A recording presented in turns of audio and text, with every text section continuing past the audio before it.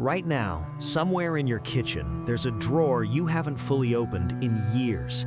Not because it's stuck, but because you're afraid of what's inside. A writhing nest of cables you don't recognize, don't need, and are absolutely terrified to throw away. What if one of them is important? What if you need the chunky square one for something? For 2 decades, the technology industry handed us a new cable every few years and said, "Here, good luck." And we just took it. We shoved them in the drawer and moved on. But then, something remarkable happened.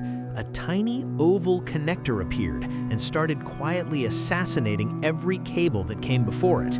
One by one, they disappeared. The printer cables, the camera cables, the round laptop charger bricks, even Apple's beloved Lightning port eventually surrendered. That connector is USB-C, and its story is wilder than you'd expect. To understand why USB-C feels like a miracle, we need to revisit the dark ages, the 1990s. Back then, the back of a computer looked like a sci-fi villain's control panel.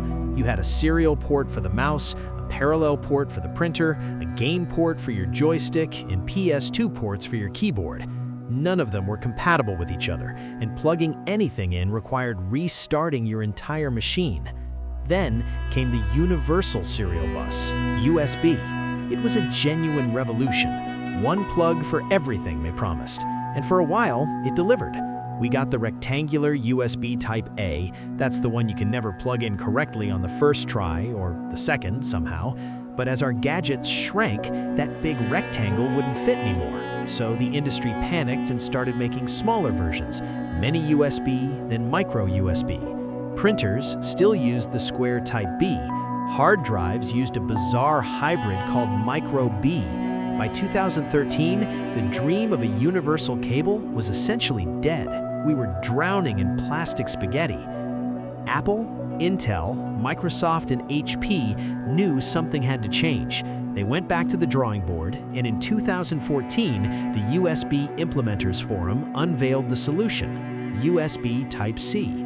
At first glance, it looks like a slightly rounder micro USB, but under the hood, it's a completely different animal. The old USB cables had just 4 pins, power, ground, and 2 for data. That's it. USB-C crams 24 pins into that tiny oval. In the stroke of genius, it's perfectly symmetrical. The pins are mirrored on both sides, which is why there's no wrong way to plug it in. You can do it half asleep, in the dark, without your glasses. The cable detects which way it's oriented and electronically reroutes itself. But those 24 pins didn't just fix the frustration of fumbling with a cable, they unlocked something called alternate mode, and that changed everything. Suddenly, a USB cable wasn't just for transferring files. Those extra pins could carry a full 4K HDMI video signal to a monitor. They could transmit high-quality audio, and most powerfully, they could carry massive amounts of electricity through a feature called USB Power Delivery, or PD. Old USB ports were weak, barely 2.5 watts, enough to charge your phone at a pace that felt almost insulting. USB-C rewrote the rules. When you plug in a USB-C charger, it actually negotiates with your device. The charger asks, how much power can you handle? A pair of earbuds gets a trickle, a gaming laptop gets a flood. Modern USB-C cables can deliver up to 240 watts, an extraordinary amount of power, through a port the size of a thumbnail. This is why your laptop no longer ships with a heavy brick and a proprietary round-tip connector. It just uses the same port as your phone. One cable, every device. So if USB-C was this good, why did the most popular phone in the world refuse to use it for nearly a decade?